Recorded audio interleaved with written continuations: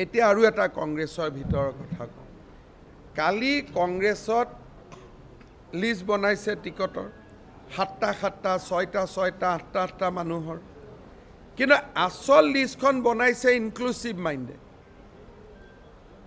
তাত নাম আছে এটা বা দুটা, আৰু এই ইনক্লুচিভ মাইণ্ড সক্ষম মাৰুৱা, সুনীল কানেগুলে কোটি কোটি টকাৰ লেনদেন কৰিছে অসমত টিকেটৰ নামত।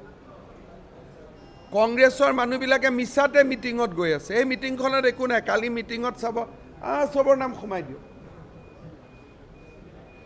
এটা এটা সমষ্টিত 7জন 8জন 9জন মানুহৰ নাম সোমাই দিছে। এখন মিটিং হ'ল নেকি? এটলিষ্টটো 3জনীয়া কৰিব লাগিছিল। ৰাতি যেতিয়া মই সুধিলোঁ যে মইতো কংগ্ৰেছত আছিলোঁ, এনেকৈতো মিটিং নহয়, তেতিয়া ক'লে যে দাদা আচল লিষ্টখনটো ইনক্লুচিভ মাইণ্ডে বনাই দিছে। তাত আছে এটা নাম, ক'ৰবাত দুটা, ক'ৰবাত 3টা, আৰু মাইনৰিটি ছিটবিলাকত কোটি কোটি টকাৰ লেনদেন হৈছে। আৰু কোনে লেনদেন কৰিছে? Inclusive mind. কিবা বোলে হাৰ্ভাৰ্ডত পঢ়ি আহিছিলে,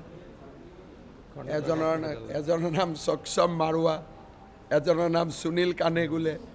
অসমত আমি শিকাম যে হাৰ্ভাৰ্ডতকৈ কটন কলেজ ওপৰত আছে। সেইটো আমি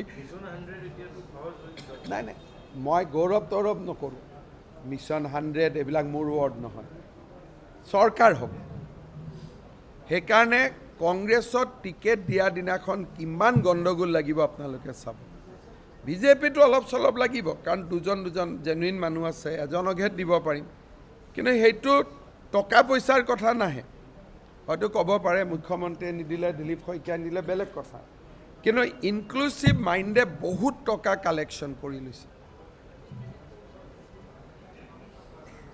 আৰু তেওঁলোকে এখন বেলেগ লিষ্ট পঠাইছে। কালি সেইকাৰণে মিটিঙত কাৰো ইণ্টাৰেষ্টে নাই। জিতেন্দ্ৰ সিং নিজে মিটিঙতেই নাহিলে। তেওঁ জানে যে এইখন মিটিং অৰিজিনেল নহয়। কংগ্ৰেছত এনেকুৱা দামী মিটিং হোৱা আগত নাছিলেই।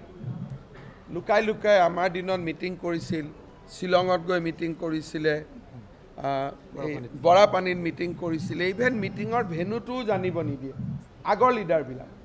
বিজয় হেণ্ডিক যায়, তৰুণ গগৈ যায়, ঘাটোৱাৰ যায়, একদম জুখি 3টা, 20টামান ছিটত এটা।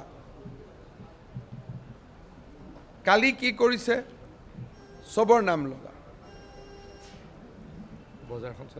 8টা 9টাকে ঘূৰাই থাকিব, খৰচ কৰি থাকিব। কিন্তু আচল লিষ্টখন বনাইছে, আপোনালোকে খবৰ ল'ব, তেওঁৰ নাম হ'ল সক্ষম মাৰুৱা, সুনীল কানেগুলে। এই 2জন মানুহৰ নেতৃত্বত ডিকি দত্ত, ৰকিবুল হুছেইন, গৌৰৱ, এই 5জনে মিলি দুজনৰ পেনেল, 1 3জন 2জন কৰি থৈ দিছে। এইটো হ'ল তেওঁলোকৰ নতুন কালচাৰ।